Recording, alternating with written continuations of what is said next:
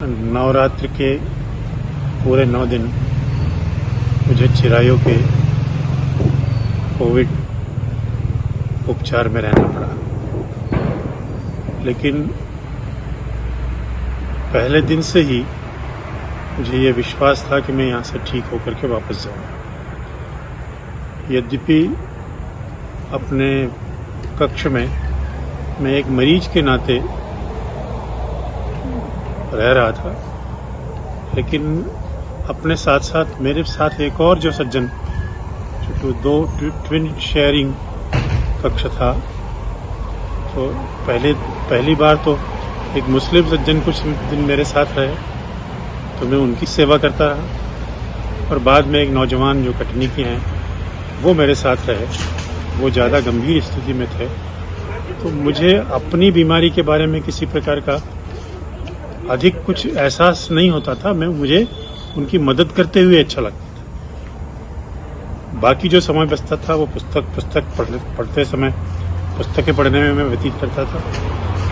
और योगायोग की बात है कि बजरंग दल के प्रांतीय प्रशिक्षण शिविर में मुझे अखंड भारत पर बोलने के लिए कहा गया था।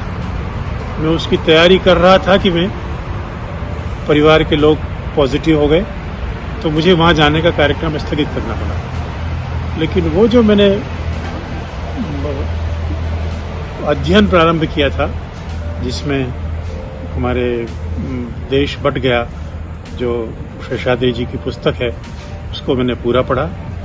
उसके बाद एक और देवेंद्र स्वरूप जी के लेखों का एक संग्रह था, वो मुझे पढ़ने का मौका मिला।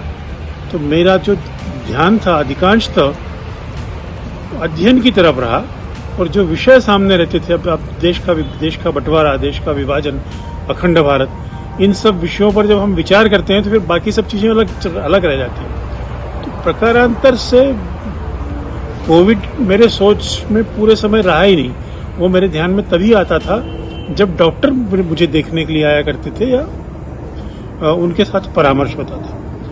तो अंतिम आखिरी दिन, वैसे तो डॉक्टर कहते थे कि हम आपको अभी नहीं छोड़ने वाले हैं, लेकिन एक दिन 9वें दिन वे स्वयं आए और उन्होंने कहा कि अब आपका सैचुरेशन आ गया है और आप जा सकते हैं। तो ये इस कोविड का किसी प्रकार का भी कोई आतंक इन पूरे जब पूरे दिनों मेरे पास जो लोगों के फोन भी जब पूछताछ के लिए आते थे, तो मैं उन्हें इसी प्रकार से कहता था कि नहीं, मैं बिल्कुल ठीक हूँ और स्वास्थ्य मेरा निरंतर सुधार पर है। और इसका ही परिणाम ये हुआ कि उस एक सकारात्मक दृष्टिकोण के कारण से कोविड की बीमारी मेरे मन पर कभी हावी नहीं हो पाई, और वहाँ उस पर विजय पा करके, और अब लगभग सब प्रकार की जो कोविड के जितने भी प्रभाव है, उन प्रभावों से मुक्त होकर मैं, उसके परिणाम स्वरूप आई हुई शारीरिक अशक्तता अवश्य है, लेकिन मैं पूरी तरह से स्वस्थ हूँ। बीमारी के पूरे कार्यकाल में मैंने अपनी कोई दिनचर्या नहीं बदली। मैं प्रतिदिन स्नान करता था, प्रतिदिन दाढ़ी बनाना, कपड़े धोना, ये सब काम मेरा नियमित रूप से चलता रहा था, और इसलिए मैंने अस्वस्थता कभी महसूस नहीं की। और आज उसी का फल है कि ईश्वर ने मुझे, उनकी कृपा से मैं यहाँ स्वस्थ होकर के वापस आया हूँ।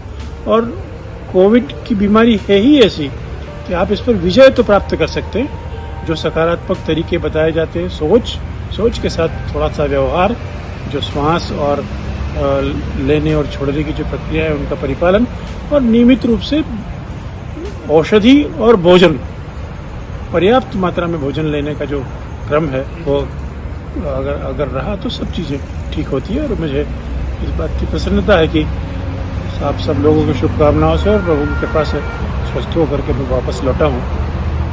इसके लिए मैं प्रभु को हृदय से धन्यवाद देना चाहता हूँ।